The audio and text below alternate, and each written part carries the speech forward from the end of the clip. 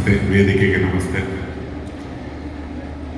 ಎಲ್ಲರೂ ಗಜ ಡಾಕ್ಟರ್ನ ಹೊಗಳಿ ಮತ್ತು ಎಷ್ಟು ವಾಕಿಂಗ್ ಮಾಡಿದ್ರು, ಇಷ್ಟು ದೊಡ್ಡ ವೇದಿಕೆ. ನಾನು ಕಳೆದ ವರ್ಷ ಕೂಡ ಬಂದಿದ್ದೆ ಡಾಕ್ಟರ್, ನೆನಪಿದೆಯಾ? ನೀವು ಹೇಳಿದ್ದು ಕರೆಕ್ಟ್ ಸರ್. ಇವ್ರ ಮುಖ ನೋಡಿದ್ರೇ ಅರ್ಥ ಕಾಯಿಲೆ ವಾಸ ಆಗ್ತದೆ. ನಾನು ನನ್ನ ಸ್ನೇಹಿತರು ವಿಪರೀತ ಕೆಮ್ಮು ಹುಡುಗಿ ಇವ್ರ ಹತ್ರ ಕರ್ಕೊಂಡು ಹೋಗಿದ್ದೆ. BC ಪಾಟೀಲ್ ಕೃಷಿ ಮಂತ್ರಿಗಳಾಗಿದ್ದರು ಅವಾಗ. ದಿನದಿಂದ ಒಬ್ಬ ಕಾಯಿಲೆ ಇರೋರಿಗೆ ಅನಿಸ್ಬೇಕು, ಅದು ತುಂಬ ಅಂದರೆ ತುಂಬ ಮುಖ್ಯ. ಅದು ಆ ನಗುಮುಖ ಆಗಲಿ, ಆ ನಾಲೆಜ್ ಆಗಲಿ ಸುಮ್ಮನೆ ಬರೋದಿಲ್ಲ. ಒಂದು ಗಾಢವಾದ ಅಧ್ಯಯನ, ಆ ಕ್ಷೇತ್ರದಲ್ಲಿ ಈಜಾಡಿದ ಅನುಭವ ಇದ್ದರೆ ಮಾತ್ರ ಒಬ್ಬ ಪಂಡಿತ ಆಗೋದಕ್ಕೆ ಸಾಧ್ಯ. ಅವರ ಪಾಂಡಿತ್ಯ ಕೊಂಡು ನಮ್ಮನ್ನು ಗಜ ಸಾಹೇಬರ ಪಾಂಡಿತ್ಯಕ್ಕೆ. ಯಾಕಂದರೆ ನಾನು ಸಿಕ್ಕಿದಾಗ ನನಗೆ ಏನು ಸಮಸ್ಯೆ ಅಂತ ಕೇಳೋದು. ಯಾವತ್ತೂ ತಲೆ ಸರಿದಿಲ್ಲ, ತಲೆ ಕೆಟ್ಟವನು ಅಂತ ನನಗೆ ಅಂತ ಮಾಡುವ ಅಲ್ಲೇ ಗೊತ್ತಾಯ್ತು, ಸೀರಿಯಸ್ ಆಗಿ ಹೋಗ್ಬಿಟ್ರು. ವಿಪರೀತ ಕೆಲಸ, ನಿದ್ದೆಗಳು ಕಡಿಮೆ, ನಮ್ಮ ಕ್ಷೇತ್ರ ಗೊತ್ತಲ್ವ.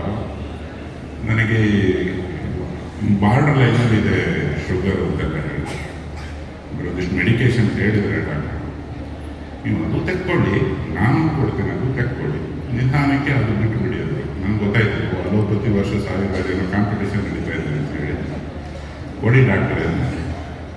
ಮತ್ತೆ ಸ್ವಲ್ಪ ದಿವಸ ಬಿಟ್ಟು ಅದು ತುಂಬ ಚೆನ್ನಾಗಿ ರಿಸಲ್ಟ್ ಬಂದಾಗ ಫೋನ್ ಮಾಡಿದೆ, ಏನು ಮಾಡಲಿ, ತೆಕ್ಕೊಳ್ಳಿ, ಅದನ್ನೇ ತಗೊಳ್ಳಿ, ಮತ್ತೆ ಏನಾದ್ರು ಹೆಚ್ಚು ಕಡಿಮೆ ಆದರೆ ಮಾಡ್ಬೋದು.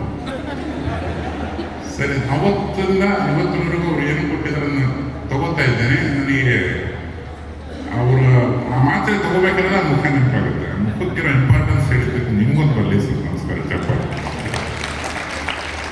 ಇನ್ನು ಆಯುರ್ವೇದ ಅಂದರೆ ಈ ಹಳ್ಳೆಕಾಯಿ ಪಂಡಿತರು ಅಂತೆಲ್ಲ ರೇಗಿಸ್ತಾರೆ.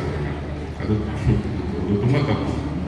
ಎಲ್ಲರೂ ಕೈ ಬಿಟ್ಟ ಮೇಲೆ ಆಯುರ್ವೇದ ಪಂಡಿತರಿಗೆ ಹೋಗೋನು ನಾನು ಸಾಕಷ್ಟು ಜನರನ್ನು ನೋಡಿದ್ದೀನಿ.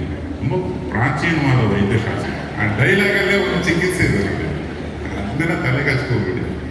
ತಲೆ ಸರಿ ಇದ್ದರೆ ದೇಹ ತಾನಾಗೆ ಸರಿ ಇರುತ್ತೆ, ಮನಸ್ಸು ಎಲ್ಲಿ ಸಂತಸ ಪಡುತ್ತೆ, ಅಲ್ಲಿ ಸುಮಾರು ಕಾಯಿಲೆಗಳಿಗೆ ದೇಹ ಅವಕಾಶ ಕೊಡೋದಿಲ್ಲ.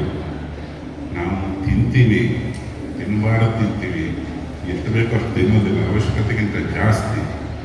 ಅಲ್ಲಿಂದ ಶುರುವಾಗುವ ನಮ್ಮ ನಾಗರಿಕತೆ, ಸ್ಟ್ರೆಸ್ಗಳು ಇತ್ಯಾದಿಗಳೆಲ್ಲ ಸೇರಿ ನಮ್ಮ ದೇಹನ ಹಿಂಡಿ ಹಿಪ್ಪೆ ಮಾಡಿಬಿಡ್ತವೆ. ದೇಹ ಮೆದುಳಿನ ಮಾತು ಕೇಳೋದಿಲ್ಲ.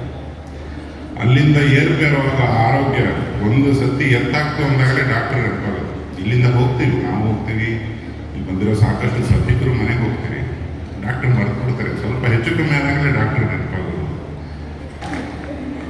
ಸೀದಾ ಸಾದಾ ತಿಂದರೆ ಆರೋಗ್ಯ ಮುಳ್ಳಾಗುವುದು, ಬಾಧೆ ಪಡೆದ ಮನಸ್ಸು ಎಂದೂ ಜೊಳ್ಳಾಗದು.